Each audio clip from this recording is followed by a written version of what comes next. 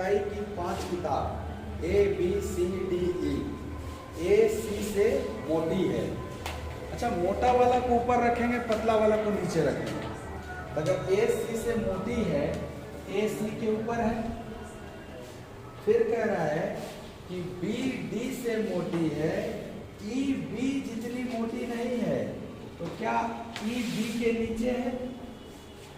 और बी किससे मोटी है? डी से। और डी सी जितनी मोटी नहीं है, तो क्या ऐसे है नीचे? अब आपको बी डी को कंबाइन करना है सर, तो बोला है बी डी से मोटी है, तो क्या डी के ऊपर है बी? बोला जाए। अब बी के नीचे है ई। कैसे अरेंजमेंट है हमारा? इसमें बोल रहा है कौन सी किताब सबसे पतली है? क्या जो सबसे नीचे है वही सबसे पतली है? सबसे नीचे क्या है? ई है कि डी है? ई है।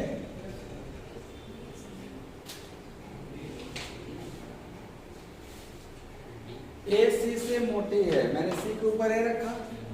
फिर बोला है बी डी से मोटी है, क्या मैंने बी को डी के ऊपर रखा है? फिर बोल रहा है कि ई बी जितनी मोटी नहीं है लेकिन सी से मोटी है। सी से मोटी है, क्या सी के ऊपर जाएगा? ये लाइन पूरा पढ़ना होगा हम लोग को। लिखा है ए सी से मोटी है, ठीक, बी डी से मोटी है, ई बी जितनी मोटी नहीं है लेकिन सी से मोटी है। कौन? ई। अगर सी से मोटी है ई, तो आप बताइए, ये लिखा है कि ई बी जितनी मोटी नहीं है। ई जितनी मोटी नहीं का क्या मतलब है? उससे पतली है। अगर ई बी से पतली है, तो क्या बी के नीचे है ई? और बी डी से मोटी है।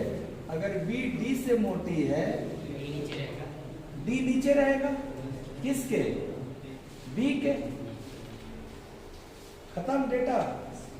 लिख रहा है डी सी जितनी मोटी नहीं है। अगर डी सी जितनी मोटी नहीं है, तो क्या सबसे नीचे सी दिखा? कि पतली हो गई? देखो, ये जितनी जितनी बार बार बोल के ना, कह रहा है लास्ट में डी सी जितनी मोटी नहीं है, इसका मतलब डी सी से पतली है। अगर डी सी से पतली है, तो क्या ये डी यहां से उठ के यहां आ जाए? आप बताओ सबसे नीचे कौन दिख रहा है? तो आंसर डी। आप ए को डी के ऊपर रखेंगे। अच्छा, लेकिन सी से छोटा है, मतलब जो ए है ना वो सी से छोटा है। फिर कह रहा है बी केवल ई से लंबा है। इसका तात्पर्य क्या हुआ? बाकी सबसे छोटा है। ये केवल वर्ड का मतलब कि बी केवल ई से लंबा है, इसका मतलब है बी बाकी सबसे छोटा है। तो क्या बी केवल ई से लंबा है, इसके नीचे ई रहेगा, बाकी कोई नहीं हो सकता, बाकी सबसे छोटा है। अब बोल रहा है कि सी सबसे ज्यादा लंबा नहीं है। अगर सबसे ज्यादा लंबा नहीं है तो इसके ऊपर कोई जाएगा, और वो जाने वाला एक ही आदमी बचा है। कौन है? डी। क्या ये अरेंजमेंट होगा? प्रश्न पूछ रहे हैं बीच में कौन है? सर बीच में ए ही है ना। आपका आंसर नीचे। तो कह रहा है राज्य बी राज्य सी से बेहतर है। क्या सी के ऊपर बी रहेगा? बढ़िया वाला को ऊपर रखेंगे, खराब वाला को नीचे। लेकिन मतलब बी के बारे में बात हो रहा है। राज्य ए जितना अच्छा नहीं है, मतलब ए से खराब है, तो नीचे रहेगा। अच्छा, फिर कह रहा है जो कि राज्य ई से ज्यादा खराब है। कौन है? सर जो मतलब ए के बारे में बात हो रहा है, किससे ज्यादा खराब है? ई से। तो क्या ई के नीचे रहेगा? जो वर्ड किसके लिए होता है? बाद वाला के लिए। अभी कह रहा है राज ई जितना अच्छा नहीं है, इसका मतलब राज ई जी से ऊपर रहेगा ना। राज ई जितना अच्छा नहीं है, इसका मतलब उससे खराब है। तो जी कहाँ रहेगा सर? राज ई के नीचे रहेगा। क्या मैं ई के नीचे रखूंगा ऐसे? बोलिए। और राज ए जितना खराब नहीं। ये बहुत अच्छा बात बोल दिया। अभी जो कंफ्यूजन था कि ये रहेगा कहाँ, आप कहोगे सर ये दोनों ना ऐसे होने के लिए क्या मैं इसको ऐसे लिख सकता हूँ, E B A B C, इनको मिला के क्या डेटा खत्म हो गया? राज्य जी से कितने राज्य बेहतर हैं? आप लोग जी के ऊपर कौन वो है, एक तो क्या आंसर 1 हो जाएगा। सवाल नंबर 46 में कितने लोगों का तुलना हुआ है? 5 लोगों का। पहला जानकारी क्या दिया है, n केवल p से लंबा है।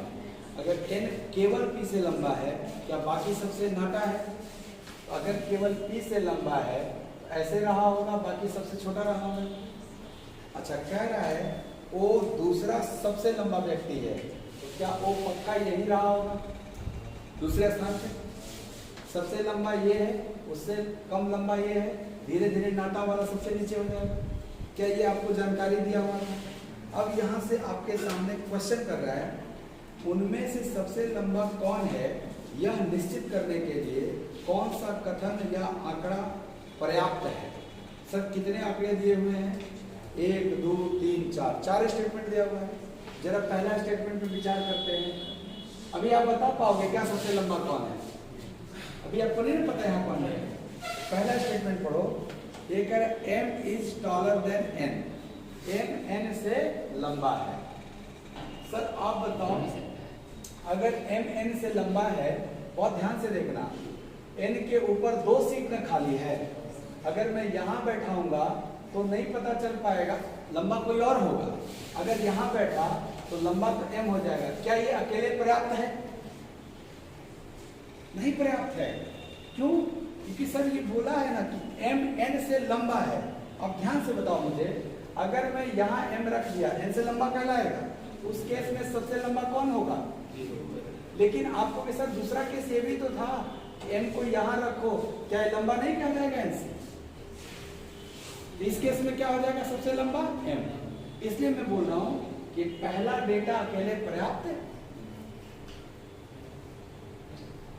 मैं समझ में आ रहा, आपको ये अकेले सफिशिएंट नहीं है। जरा दूसरा डेटा पढ़ते हैं। कह रहा है कि m के बारे में क्या कह रहा है, m not taller than n is not as tall as q। m n से तो लंबा है, परंतु q जितना लंबा नहीं है। अब ये डेटा क्या कंफर्म करवा दिया?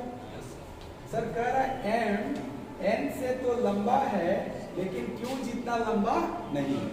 अब आपको m n q का ऑर्डर ये होने के लिए क्या यहीं पे m और यहीं पे q डालना पड़ेगा? तो क्या कंफर्म q सबसे लंबा होगा? तो क्या दूसरा अकेले पर्याप्त है? बोलिएगा। तीसरा statement q is taller than n। तीसरा स्टेटमेंट है कि सर q जो है वो n से लंबा है। तो सर n से लंबा है तो यहाँ भी हो सकता था, यहाँ भी हो सकता था। तो ये सीट खाली थी ना आपकी, तो क्या ये अकेले हो पाएगा? क्या नहीं, ना अकेले ये हुआ, ना अकेले ये हुआ, परंतु क्या ये अकेले पर्याप्त था आंसर देने के लिए? चौथा पे जरा विचार करिएगा। आपका चौथा स्टेटमेंट दिया है sir, O is taller than both m and n, यानी कि O जो है वो m और n दोनों से ऊपर रहेगा। अगर m n दोनों से ऊपर रहेगा तो क्या आप कंफर्म कहोगे कि q को ही यहाँ आना पड़ेगा? क्या ये भी अकेले पर्याप्त है? सर दूसरा और चौथा जो है ना वो अकेले पर्याप्त है। दूसरा भी आंसर कर रहे हैं, चौथा भी। अब देखो पहला ऑप्शन क्या लिखा है, ओनली 4, गलत है भाई। 4 ओनली थोड़े ना है, 2 और 4 दोनों हुआ है मेरा। सेकंड ऑप्शन लिखा है आइदर 2 अलोन एंड और 4 अलोन। इसका मतलब है या तो 2 अकेले पर्याप्त है या 4 अकेले पर्याप्त है। बहुत अच्छा ऑप्शन है। सी ऑप्शन लिखा है केवल दूसरा और केवल पहला और तीसरा। सी तो ऐसे ही गलत है। चौथा ऑप्शन ध्यान से देखना, कह रहा है 2 और 4 एक साथ। क्या ये दोनों एक साथ मिलकर उत्तर दे रहे थे? अकेले अकेले दे रहे थे ना। अकेले अकेले के लिए क्या मैं बी ऑप्शन लगाऊंगा? तो यहाँ ऑप्शन भी चूज करना है क्या आपका? क्या कहीं गलत ऑप्शन मत चूज कर दे। और P केवल S से लंबा है, यदि सबको उनकी ऊंचाई के अवरोही क्रम में, घटते क्रम में व्यवस्थित किया जाए तो तीसरे स्थान पे कौन है? बहुत आसान है। आप कह रहे हो Q केवल T से छोटा है। अगर Q केवल T से छोटा है, क्या बाकी सबसे लंबा होगा? यानी बाकी सब नीचे आने वाले। और कह रहा है P केवल S से लंबा है। अगर P केवल S से लंबा है तो बाकी सबसे छोटा है। तो सर 5 लोग में बीच में वो आदमी बैठा, वही हो जाएगा। आप बताओ जरा कौन है वो? PQRST। तो यहां रखा जाए, हो जाए। और वही क्रम ये होगा ना आपका, घटते क्रम। तो बीच में पूछा आपसे, बोला तीसरा। तो सर चाहे ऊपर से गिने चाहे नीचे से गिने, क्या तीसरा आदमी यही होगा? आराम से। जबकि S केवल L से छोटा है। नीचे दिए गए युग्म में से कौन सा युग्म सबसे लंबा, सबसे छोटा व्यक्ति को दर्शाता है? बहुत आसानी से करिए। देखिए क्या लिख रहा है, N Q और P से लंबा है। N अगर Q और P से लंबा है, क्या इसके नीचे ही Q और P रहेंगे? फिर कह रहा है लेकिन M से छोटा है, तो क्या M ऊपर हो जाएगा? फिर कह रहा है कि P केवल Q से लंबा है। अगर P केवल Q से लंबा है, तो आपको अगर P ऐसे रहेगा, Q ऐसे हो जाएगा। समझ में आ रहा है? अब क्या कह रहा है, जबकि S केवल L से छोटा है। अगर केवल L से छोटा है तो बाकी सबसे लंबा है। क्या हो गया अरेंजमेंट? हाँ सर हो गया। पूछ रहे हैं सबसे लंबा L और सबसे छोटा Q।